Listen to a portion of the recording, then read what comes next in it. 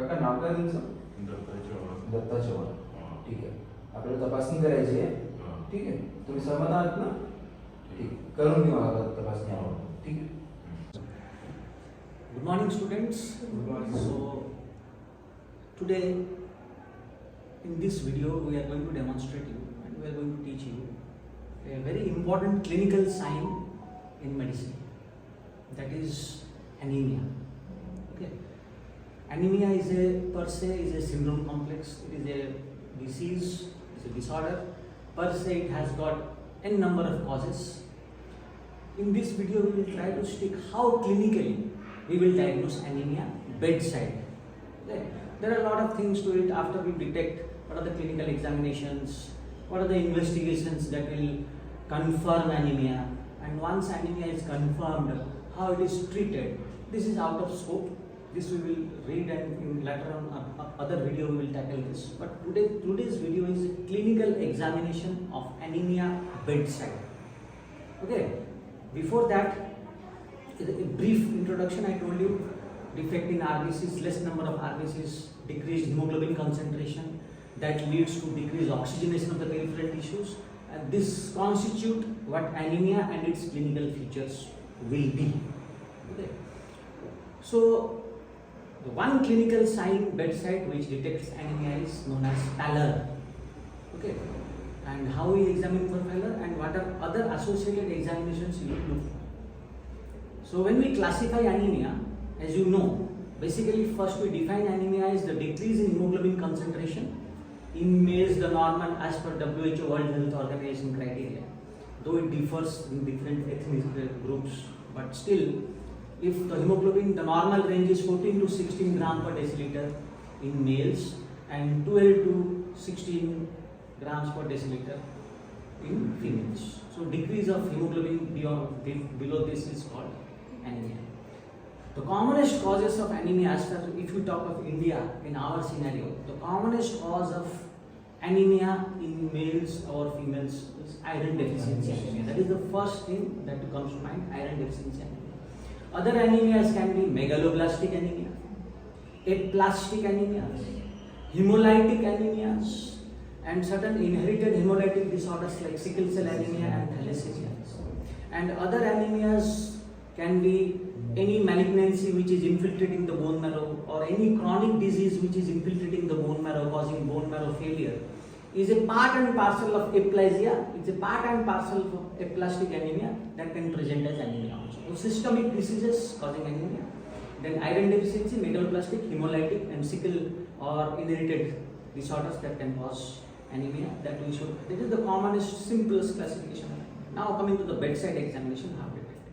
So this patient has presented to us with a clinical history of weakness, fatigability, okay, breathlessness, chest pain, anxiety, dizziness, okay, and palpitations. You know, palpitations is abnormal awareness of heartbeat.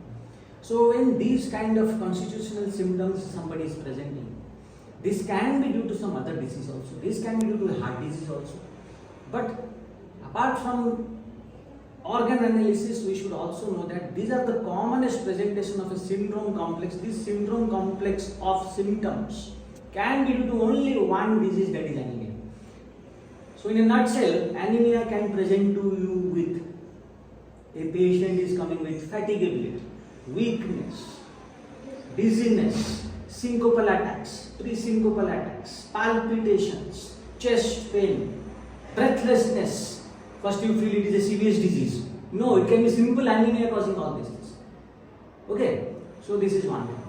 Now, in this history, we can go little bit beyond. We will try to find out the etiology in history. If somebody is presenting like this, we can go ahead keeping anemia as a differential diagnosis in these complaints. We can further go in history to detect. Can we just asking some questions, can we come to a diagnosis that this probably would be iron deficiency anemia or megaloblastic anemia or aplastic anemia?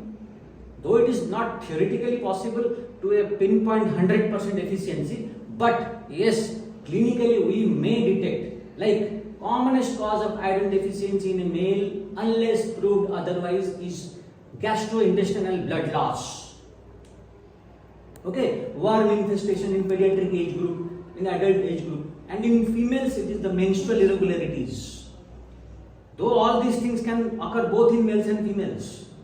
So we can ask, if there is a male patient presenting like this and we are thinking of anemia, we can ask about, is there any history of GI bleed? Like say for example, is there blood in stools? Are you passing blood in stools? Is your stool black, tarry, and is foul smelling, sticking to the pan, difficult to flush? So the black, tarry stool, it is suggestive of upper gastrointestinal bleed. Red blood, frank red blood in the stool, hematochezia, lower GI bleed. Okay, do you pass worms in stool, worm infestation? Do you have vomiting of blood, hematemesis? It can cause GI blood. It's again a GI blood loss. So these common questions should be asked in the case of iron deficiency to detect whether, if answer is yes, it is iron deficiency anemia. It is very clear. No need for it. It's a very mathematical. So history is mathematics sometimes. Okay, so it's clear. Now if we go for a megaloblastic anemia, now the things will be little bit difficult to detect. As I told, GI loss is a very significant history. In females, they will say yes, there is polymenorrhea, menorrhagia. So we can come to know. Okay, megaloblastic anemia, vitamin B12 deficiency and folate deficiency. Apart from the common presentations of anemia, when we talk about megaloblastic anemia, we ask the patient, if you suspect megaloblastic anemia, we will ask the patient, are you a true vegan? Not taking meat, not even taking milk products. Have you had ever a GI surgery? Have you ever undergone a GI major surgery, a gastrectomy? So the vitamin B12 absorption is through the stomach. So a gastric surgery. Patients presenting with malabsorption syndromes, chronic diarrheas. There can be a disease which is causing vitamin B12 deficiency that is presenting as malabsorption syndrome and chronic diarrheas, like Crohn's disease, an inflammatory bowel disease. Vitamin B12 is absorbed in the terminal ileum. So there is a surgery done in the terminal ileum, ilectomy has done, or there is a Crohn's disease, or there is a ileocecal tuberculosis. These situations, again, there is malabsorption and vitamin B12 deficiency. So these questions, an intelligent patient will say, yes, I had a GI surgery, I had a gastrectomy surgery, Bill Roth gastrectomy. You will know that out of the surgery. That is out of scope to discuss. I am just going because we are interested in the clinical sign. So can we detect aplastic anemia? Some chronic diseases as renal failure, liver failure, even vitamin B12 deficiency can present as a pancytopenia, but it will be a secondary aplasia. Primary aplastic bone marrow, primary aplastic anemia means there is a defect in the primary bone marrow, it is not producing the cells, precursor cells, and the RBCs are not being formed, WBCs are not being formed, platelets are not being formed. So these patients can also present as clinical symptoms of anemia, plus say for example, hemoglobin is not getting produced because of deficient formation of RBCs, constitutional symptoms of anemia will be there. What questions we can ask about WBC deficiency?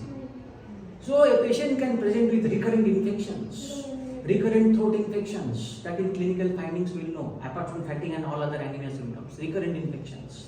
Okay, for platelet dysfunction, platelets are not getting produced, bleedings. So on clinical examination, what we should see, I will tell you. But bleedings, bleeding diathesis, it can be due to aplastic anemia. So sickle cell, usually the history itself suggests that I did have massive blood transfusions, recurrent blood transfusions in the past.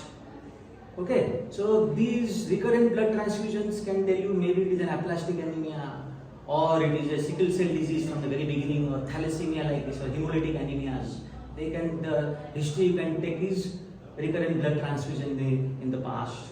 Recurrent crisis in sickle cell disease, bone pains, chest pains, recurrent hospitalizations, recurrent blood transfusions. Well, these are crises in sickle cell disease, we can ask about all these things.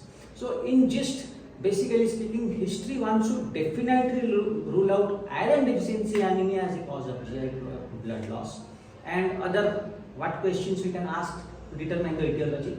that I told. Now coming to the clinical examination in the case of anemia. So this patient I told you presented like this. Okay. So if I start the general examination after history, so what important general examination findings I will have in a case of I can get in a case of anemia. So we will start with the vital signs. What are the vital signs? Temperature, pulse, respiratory rate, and blood pressure. In just what I am talking is important things. Medicine is vast as ocean, but we will target into we will focus. We will not go haywire because medicine is such a subject where anywhere we will enter, it is a vast ocean in itself. Okay, we will stick to be algorithmic rather in this clinical. So, if I start the general examination vitals from the pulse, in anemia patient, what are the important classical pulse findings? Number one, the pulse rate will be increased. Tachycardia. So, when I check the pulse,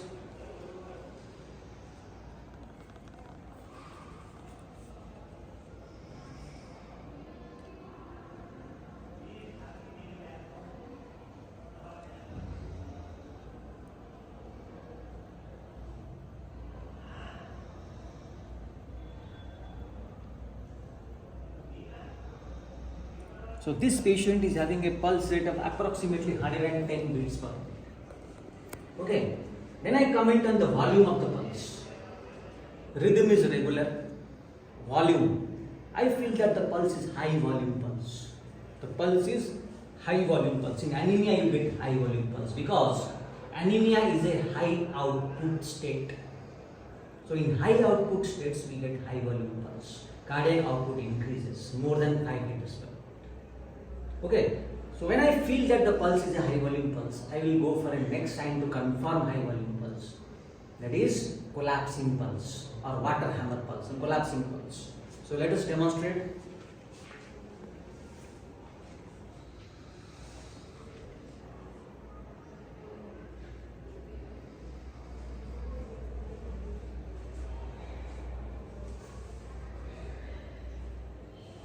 Collapsing pulse is present. When I am lifting, I am palpating the pulse here. In the second hand, I am encircling my hand in the forearm. There are no pulsations here, but I am having the pulsations here, radial pulse. When I am suddenly lifting in the radial palpating fingers, suddenly the pulse rate is getting hypovolumic. And here I am feeling pulsations. So this is a collapsing pulse is present.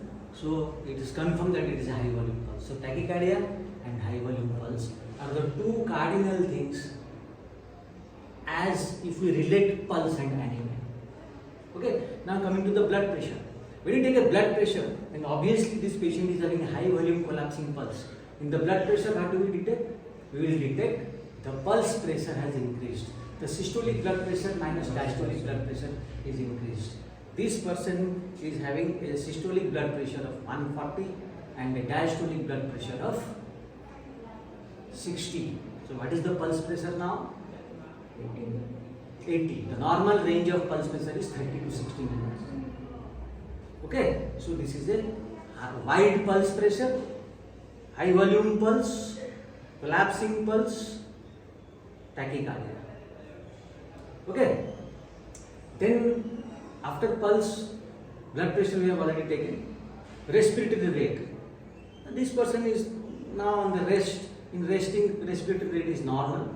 So you may get a normal respiratory rate, but in severe anemias, the respiratory rate will also increase. This is a high metabolic state. High metabolic state. So respiratory rate will increase. Now coming to the telltale sign where I will confirm anemia. Till now we haven't confirmed anemia bedside. So for anemia we go for the next. So after the vitals we will look for pallor. So where are the sites I will look for pallor.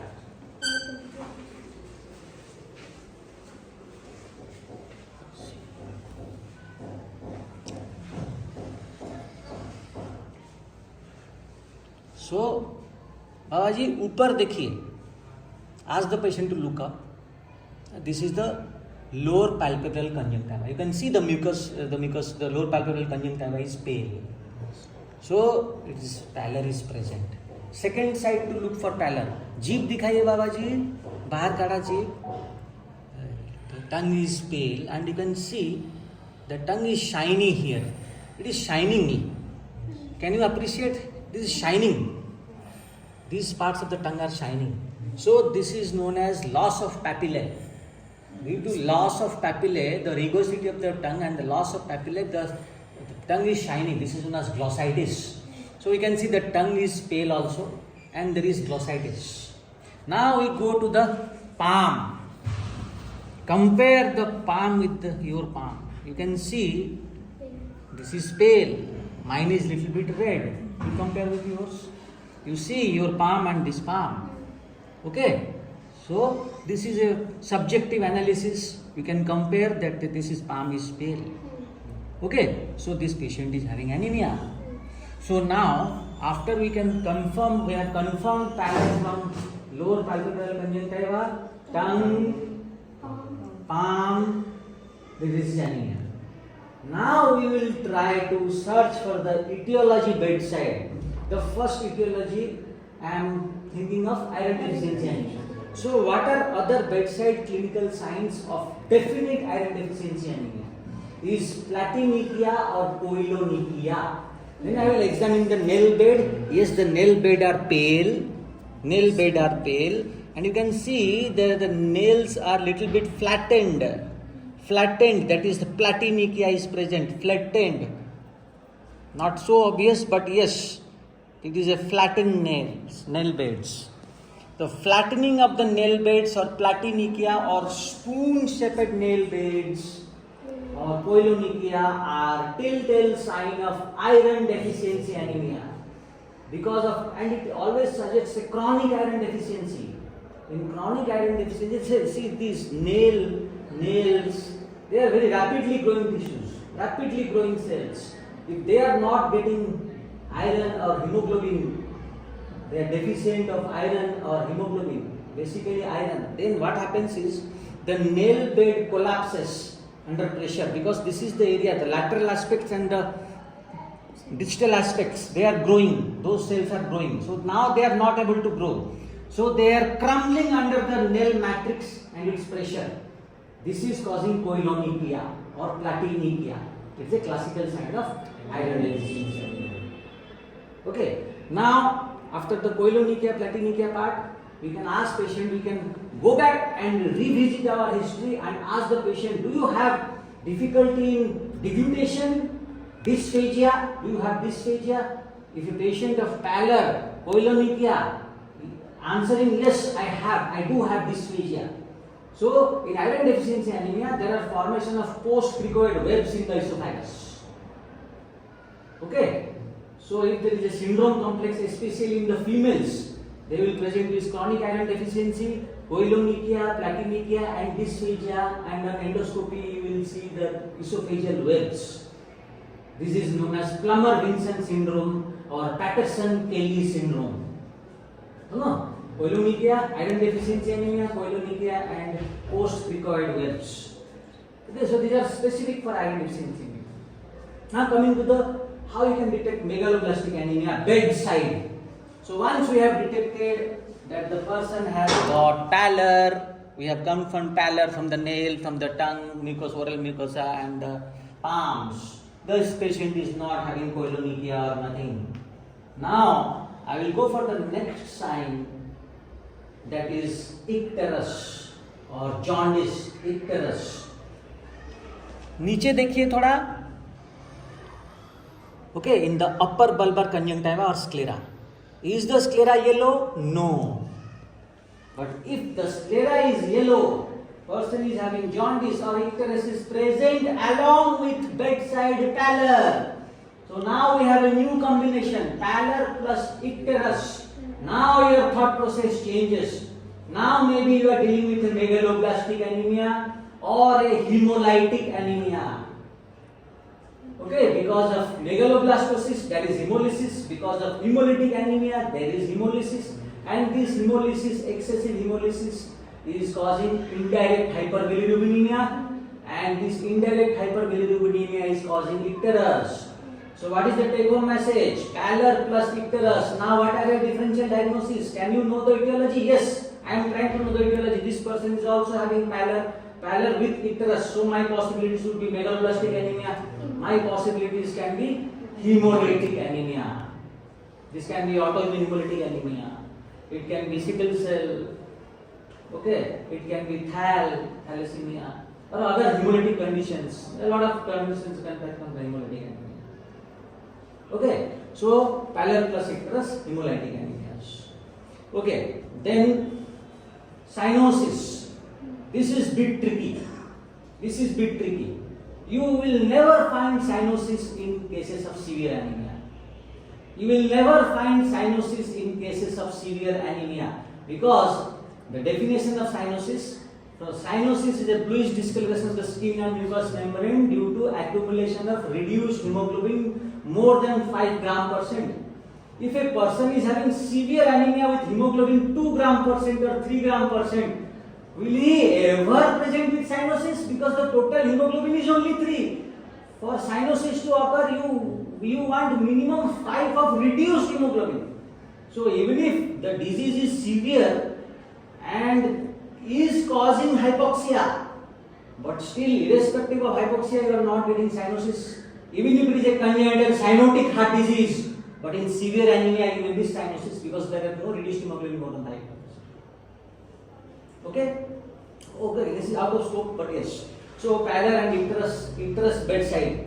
Okay, now I have told you if there is a pallor plus icterus, I am thinking of megaloblastic anemia now. So is there any other way to detect megaloblastic anemia bedside? Yes. Now if there is pallor plus icterus, and what are the bedside clinical signs of megaloblastic anemia? That is knuckle pigmentation. It will be blackish pig. This person is also already having a dark complexion. It is usually very much clear. It can be overall generalized dark pigmentation, abnormal, or usually the classical findings are knuckle pigmentation. I can see some knuckle pigmentation here. Okay, though the generalized the person is dark in complexion, but in megaloblastic anemia you will specifically see in the knuckles there are hyperpigmentation of knuckles. This is a classical sign of megaloblastic anemia. So why there is knuckle pigmentation? A cardinal sign or a telltale sign of megaloblastosis or vitamin B12 deficiency, which is the primary cause of megaloblastic anemia. So in chronic vitamin B12 deficiency, there is increased formation of or increased synthesis of melanocytes, melanin synthesis. Okay, and also another hypothesis is in chronic vitamin B12 deficiency, there is a deficiency of reduced hemoglobin. These deficient reduced hemoglobin stimulate an enzyme which is called tyrosinase. Tyrosinase produce more melanocyte transfer to the skin. So there is melanin pigmentation of the skin. So like I told, Koilonychia platinicia is to iron deficiency anemia. Knuckle pigmentation is to megaloblastic anemia. Glossitis can be a feature of iron deficiency anemia, can be a feature of megaloblastic anemia. Rather, in megaloblastic anemia, you can have a red, beefy tongue, along with classic glossitis. Okay, so iron deficiency, megaloblastic, bedside. Now coming to aplastic, sickle cell anemia or aplastic anemia. Sickle cell anemia, there is no telltale sign like mathematical signs for sickle cell anemia as a sickle cell disease, but you will again have pallor, you will again have icterus. We are talking of hemolytic anemias. So once I have pallor, icterus, no signs of megaloblastic anemia, I will look for the legs. And I will search for are there any chronic ulcers, non-healing ulcers. Pallor, icterus and leg ulcers are triad of again hemolytic anemias, usually hemolytic anemia. Okay, so this is hemolytic anemia, pallor, icterus, leg ulcers. Now coming to aplastic anemia. So aplastic anemia, this will be pale. Okay, icterus may or may not be present. Icterus may not be present in aplastic because it is a generalized aplasia. There is no hemolysis of it. Okay, so pallor is there. This is a sign of anemia, decreased hemoglobin. Now we are talking of aplasia. decreased WBC. In history, we took recurrent infections. So the most common site to visualize for recurrent infections in a aplastic anemia case because of non-formation of WBCs is artery. I will thoroughly check for the oral cavity. I am looking for inflammation in the oral mucous membrane or infections, opportunistic infections in the oral cavity. Candidiasis, mucositis, gingivitis. So these are bad signs. Because of less WBC, patient is immunodeficient. So the patient is having mucositis, recurrent inflammation of the oral mucosa, opportunistic infections. So it is a sign, bedside sign of decreased WBC. So indirect hint, pallor, mucositis, opportunistic infections. Is it aplastic anemia? So now platelets are not getting formed. I will look for purpuric spots. Bedside clinical examination anemia. I am looking for purpuric spots. Decreased platelet count. I am looking again for palatal petechiae, oral bleeding, gingival bleeding, palatal petechial spots, bleeding. So purpura bedside will tell us what plastic anemia. Okay, hemolytic anemia. So this is in nutshell on examination of anemia as far as general examination, and we try to detect the cause of anemia in general examination. Now in brief, will a systemic examination is going to further confirm my etiology of anemia? Systemic examination? We go for abdominal examination. In a nutshell, being very brief, this video is for only the general examination and detection of anemia as a pallor, as a sign. But still, we go a little bit further ahead. On abdominal examination in a case of anemia, how mathematically I am going to examine the abdomen in a case of anemia. Okay, so I am talking of iron deficiency anemia. Okay, anything causing GI loss. So there can be a peptic ulcer, there can be a tenderness in the abdomen, in the epigastric region. Peptic ulcer, I don't know whether it is bleeding peptic ulcer, it's a chronically bleeding peptic ulcer. There can be epigastric tenderness. Okay, I will palpate the liver. Importance of palpation of liver in a case of anemia. If the liver is palpable, the first thing I will suspect that is the patient already in failure. So anemia has caused heart failure, congestive cardiac failure. So I am having a liver, palpable liver. Also in general examination, in that case the JVP will be raised. There can be edema field. So this will tell us about it. Anemia with CCF. Okay. Palpation of spleen in a case of anemia. Palpation of spleen in a case of anemia. If it is a large spleen palpable, then it can be a hemolytic anemia. Spinocytosis. Autoimmune hemolytic anemias. The spleen is palpable. So now, what is the tetrad? In the general examination, we thought of a triad, pallor, icterus, leg ulcers. Now the tetrad, pallor, icterus, leg ulcers and splenomegaly, hemolytic anemias. Remember one thing, all hemolytic anemias can present as a palpable spleen except sickle cell anemia. Beyond the age of 5 years, in sickle cell anemia, even if it is a hemolytic anemia, spleen is not palpable because of recurrent hemolytic crisis, vaso-occlusive crisis, which leads to spleen to be atrophied. Spleen is shrunken, usually it is not palpable. So, coming to again clinical examination, examination of spleen is important for abdominal examination as far as anemia is concerned. Okay, so then in CVS examination in a nutshell, what I will get in the case of chronic anemia in CVS examination, there can be cardiomegaly. I told anemia is a high output state. So there is a heart is dilated and big. The apex beat may be down and out. The left ventricle is dilated. It is high output state, apex beat will be dilated. You will palpate apex beat down and out. And the classical sign will be, you can hear a murmur you will hear a soft systolic ejection murmur in the pulmonary area. A soft systolic ejection systolic murmur in the pulmonary area, that is known as hemic murmur of anemia. Okay. Now, is there any importance of neurological examination in anemia? Yes. Remember, vitamin B12 deficiency. Vitamin B12 deficiency also causes neurological involvement.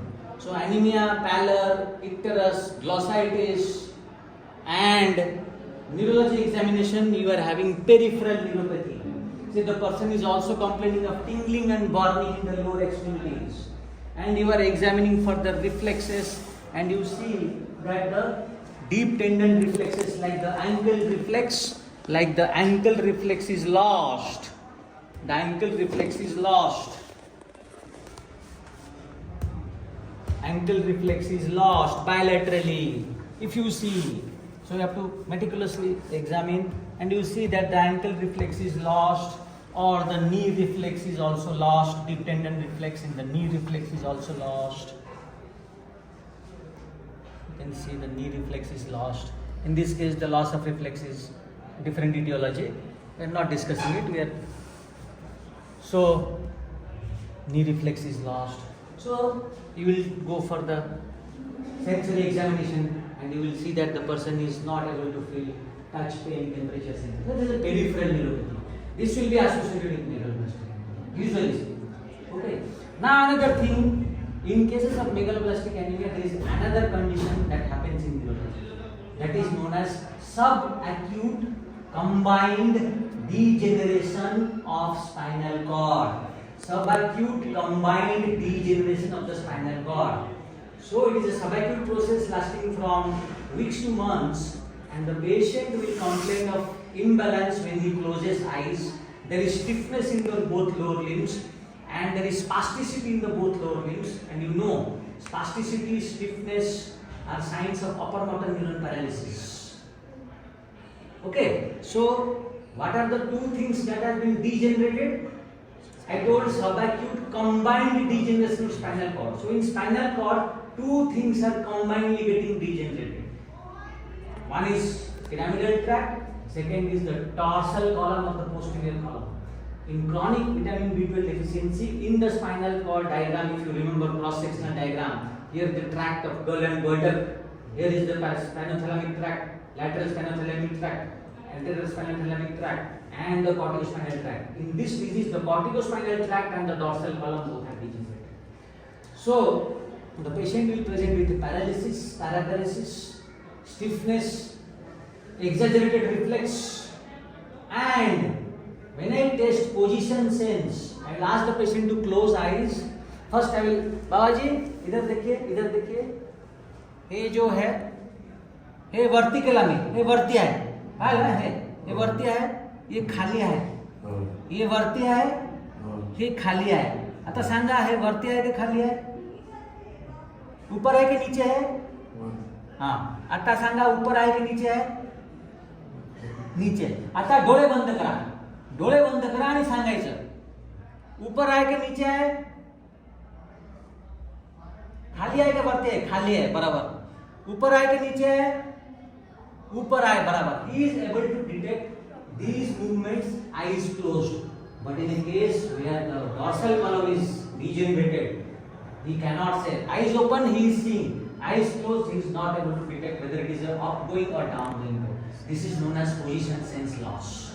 So in those cases with anemia, where there is a position sense loss, spasticity in the both lower limbs, reflexes exaggerated, you can think of subacute combined spinal cord. So clinical examination, extended clinical examination in the case of anemia. Okay, aplastic anemia I already told you. In some cases, massive splenomegaly I told you it's hemolytic anemia. This massive splenomegaly can itself cause aplasia of the bone marrow, because you know spleen is the largest organ which engulfs cells. So this large cells is also engulfing your RBCs, is engulfing the WBCs, is engulfing the platelets.